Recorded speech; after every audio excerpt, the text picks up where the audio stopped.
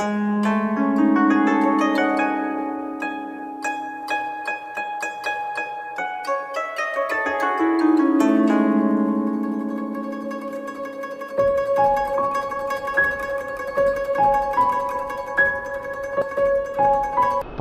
ച സ്വാധ്യായ പ്രവചനേ ച. പ്രജ സന്താനങ്ങളോട് കൂടി ചെയ്യാനുള്ള കടമകൾ, സന്താനങ്ങൾക്ക് വേണ്ടിയുള്ള കടമകൾ ചെയ്യണം. കുട്ടികളെ വേണ്ട വിധത്തിൽ നോക്കണം. കുട്ടികളുടെ കാര്യം ഉപേക്ഷിച്ചിട്ട് അമ്പലത്തിലും ആശ്രമത്തിലൊന്നും പോയിരുന്നിട്ട് ഒരു കാര്യമില്ല. മനസ്സ് മുഴുവൻ കുട്ടികളെടുത്താവും. ഇല്ലേ പിന്നെ അതിന് മാത്രമുള്ള വൈരാഗ്യമൊക്കെ വരണം. സാധാരണ ഗൃഹസ്ഥർക്ക് അത് വരാൻ ബുദ്ധിമുട്ടാണ്. ഗൃഹസ്ഥരായി ഇരുന്നുകൊണ്ട് മോക്ഷം കിട്ടില്ല എന്നൊരു സ്ഥലത്തും പറഞ്ഞില്ല. ഗൃഹസ്ഥൻ്റെ ഉത്തരവാദിത്തം വേണ്ട വിധത്തിൽ വേണ്ട മനോഭാവത്തിൽ ചെയ്തു കഴിഞ്ഞാൽ മോക്ഷാർഹരായിട്ട് മാറും.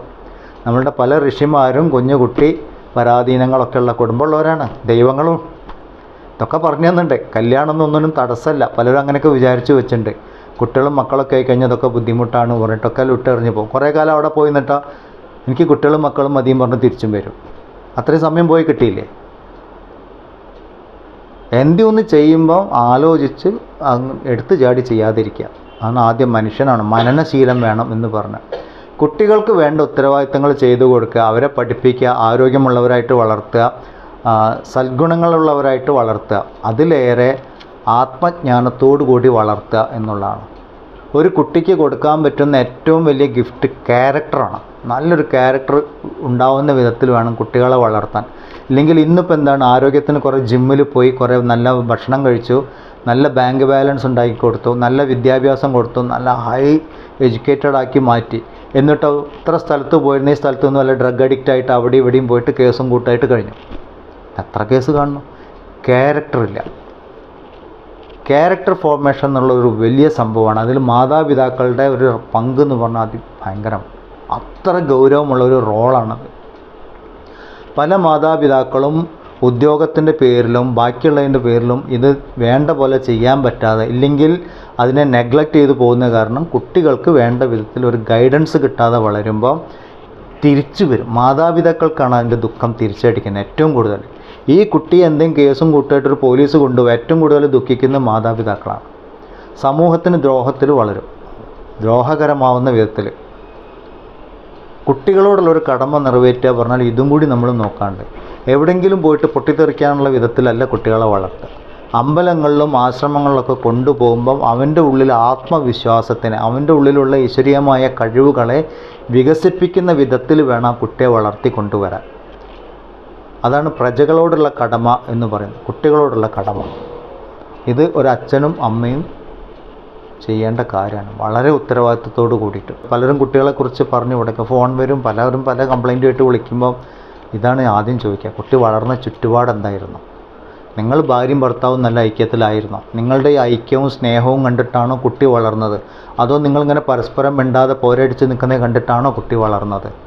അതിൻ്റെ സ്വഭാവം എങ്ങനെയാണ് രൂപപ്പെട്ടു വരുന്നത്?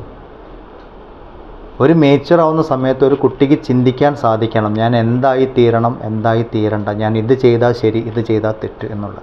പല കുട്ടികളും പലതിലും ചെന്ന് ചാടുന്നത് പേരൻസിനോടുള്ള പ്രതികാര ചിന്തയോട് കൂടിയാണ്. പല കൗൺസിലിങ്ങിലും പോകുമ്പോൾ നമ്മൾ കേൾക്കും, അത്ഭുതം തോന്നും നമുക്ക്. കുട്ടിക്കാലത്ത് എന്തെങ്കിലും പ്രശ്നം വെച്ചിട്ടൊക്കെയാണ് വലുതാകുമ്പോൾ അവർ തിരിഞ്ഞടിക്കുന്നത്. അപ്പോൾ ഇതൊക്കെ വളരെ ഉത്തരവാദിത്വം. നമ്മളെ ഋഷിമാർ പണ്ടേ നമുക്ക് പറഞ്ഞു തന്നു, കുട്ടികളെ എങ്ങനെ വളർത്തണം, ഉത്തരവാദിത്വത്തോടു കൂടി ഉത്തമ പൗരന്മാരായി മാറുന്ന വിധത്തിൽ വേണം കുട്ടികളെ വളർത്തിക്കൊണ്ടുവരാൻ. നല്ല സ്കൂളിൽ കൊണ്ടുപോയി ചേർത്തിയിട്ടോ നല്ല ബാങ്ക് ബാലൻസ് ഉണ്ടാക്കി കൊടുത്തിട്ടോ ഒരുപാട് ടോണിക്കും അതും വാങ്ങി കൊടുത്തിട്ടൊന്നും കാര്യമില്ല. അതെല്ലാം വേണം, പക്ഷേ ഇതൊക്കെ ഉപയോഗപ്പെടണമെങ്കിൽ ആത്മവിശ്വാസം, നല്ല ക്യാരക്ടർ, സ്വഭാവ ഗുണം കൂടി വേണം, അല്ലെങ്കിൽ എല്ലാം നശിച്ചു. നമ്മളുടെ എഡ്യൂക്കേഷൻ സിസ്റ്റത്തിൽ, ഭാരതീയമായൊരു വിദ്യാഭ്യാസ സമ്പ്രദായത്തിൽ ഇതിനൊരു വലിയ സ്ഥാനം ഉണ്ടായിരുന്നു, കുട്ടികളുടെ സ്വഭാവ രൂപീകരണത്തിന്. പല ഗുരുകുലങ്ങളും ആ വിധത്തിൽ അവരെ ട്രെയിൻ ചെയ്തെടുക്കുക, ജീവിതത്തിൻ്റെ എല്ലാ ബുദ്ധിമുട്ടുകളും കാണിച്ചും കൊണ്ടാണ്. ഇന്നങ്ങനെയില്ല. ഇന്ന് കുട്ടികൾ ബുദ്ധിമുട്ടരുതേ എന്നാണ് പേരൻസ് വിചാരിക്കുക. പക്ഷെ അവരെ ജീവിതത്തിൻ്റെ, പണ്ട് കാലങ്ങളിൽ ജീവിതത്തിൻ്റെ എല്ലാവിധ വശങ്ങളും നല്ലതും ചീത്തയായിട്ടുള്ള എല്ലാം കണ്ടും കേട്ടും വളർന്നും അങ്ങനെ കുട്ടികൾ സ്വയം അറിഞ്ഞു വളരുന്ന കുട്ടികളുണ്ടായിരുന്നു. പലപ്പോഴും കുട്ടികളെ ഞാൻ ഇടയ്ക്ക് പലരോടും പറയാറുണ്ട്, ഒന്ന് ആസ്പത്രിയൊക്കെ ഒന്ന് കൊണ്ടുപോയി കാണിക്കണം. കൈ പോയി കിടക്കുന്നവർ, കാല് പോയി കിടക്കുന്നവർ, പിന്നെ ആ കൂടി ബുദ്ധിമുട്ടിരിക്കുന്നു, ഇല്ലെങ്കിൽ അനാഥാലയങ്ങളിൽ കൊണ്ടുപോയിട്ട് ഒരു നേരത്തെ ഭക്ഷണത്തിന് വേണ്ടി കഴിയുന്ന കുട്ടികൾ, വൃദ്ധാശ്രമത്തിൽ പോയിട്ട് ആരും നോക്കാനില്ലാതെ കഴിയുന്ന, ഇതൊക്കെ കുട്ടികൾക്ക് കാണിച്ചു കൊടുക്കണം. ഇങ്ങനെയൊരു ജീവിതം ഉണ്ട്. എപ്പോഴും നല്ല ഹാപ്പി ആയിട്ടിരിക്കണ അല്ല, അടിച്ചു പൊളിക്കുന്ന അല്ല ജീവിതം. ഇങ്ങനെയും മനുഷ്യന്മാർ ഈ ഭൂമിയിൽ ജീവിക്കുന്നുണ്ട്. അതൊക്കെ കാണുമ്പോൾ ഒരു ഇരുത്തം വരും. എനിക്ക് എന്ത് ചെയ്യാൻ സാധിക്കുമെന്ന് അവർ ചിന്തിക്കാൻ തുടങ്ങും. ആ വിധത്തിൽ വേണം. ഇതൊക്കെ കുട്ടികളോടുള്ള കടപ്പാടുപ്പെട്ട കാര്യങ്ങളാണ്. പ്രജാശ്ച സ്വാധ്യായ പ്രവചനേച്ച. അടുത്തത് പറയുന്നു പ്രജനശ്ച സ്വാധ്യായ പ്രവചനേച്ച. പ്രജനശ്ച സ്വാധ്യായ പ്രവചനേച്ച. സന്താന പരമ്പര നിലനിർത്തണം. കുട്ടികളുണ്ടായാൽ മാത്രം പോരാ, ആ കുട്ടികൾക്ക് കുട്ടികളുണ്ടാവുന്ന വിധത്തിൽ വേണം അവരെ കാര്യങ്ങൾ ബോധിപ്പിച്ചു കൊടുക്കാൻ. ഇന്ന് പലർക്കും, പ്രത്യേകിച്ച് ഹൈന്ദവ സമൂഹത്തിലുള്ള പലർക്കും വിവാഹം കഴിക്കാൻ പേടിയാണ്. വേണ്ട എന്നാ പറയും. എന്താപ്പോൾ കല്യാണം കഴിച്ചില്ലേ ജീവിക്കില്ലേ? ഉണ്ട്, ജീവിക്കില്ല എന്നാരും പറഞ്ഞില്ല, ജീവിക്കും. പക്ഷെ അതല്ലല്ലോ. സന്താനങ്ങൾക്ക് സന്താന പരമ്പര നിലനിൽക്കണം. ഋഷി പരമ്പര നിലനിന്നുകൊണ്ടാണ് നമ്മളിത് പഠിക്കുന്നത് അല്ലേ? അങ്ങനെയുണ്ട്. ഓരോ കുലത്തിൻ്റെയും ഓരോ ധർമ്മമൊക്കെ നിലനിൽക്കണമെങ്കിൽ ആ അറിവുള്ള പരമ്പരകൾ ഉണ്ടായിക്കൊണ്ടിരിക്കണം. ആ വിധത്തിൽ വേണം കുട്ടികളെ വളർത്തി കൊണ്ടുവരാൻ. സന്താനങ്ങളുടെ ആവശ്യം ഇല്ലാത്ത ആൾക്കാർ എന്ന് പറഞ്ഞാൽ ബ്രഹ്മചാരിമാർ ഇല്ലെങ്കിൽ സന്യാസിമാർ, ഒരു മഠം സ്ഥാപിച്ച് അങ്ങനെ ആധ്യാത്മികമായിട്ടുള്ള ആൾക്കാർ, അവരെന്ത് ചെയ്യും? അവർക്ക് കുട്ടികളൊന്നുമില്ല, കല്യാണം കഴിച്ചിട്ടില്ല. അപ്പോൾ എന്തു ചെയ്യും? അവർക്ക് ചെയ്യാൻ പറ്റുന്ന കാര്യം ശിഷ്യരെ സമ്പാദിക്കുക എന്നതാണ്. അവരുടെ അറിവ് മറ്റു പലർക്കും പറഞ്ഞു കൊടുത്ത് അവരിലേക്ക് വരുന്ന ശിഷ്യരെ മക്കളെപ്പോലെ സ്നേഹിക്കുക. അവിടെ പ്രായത്തിനല്ല പ്രാധാന്യം.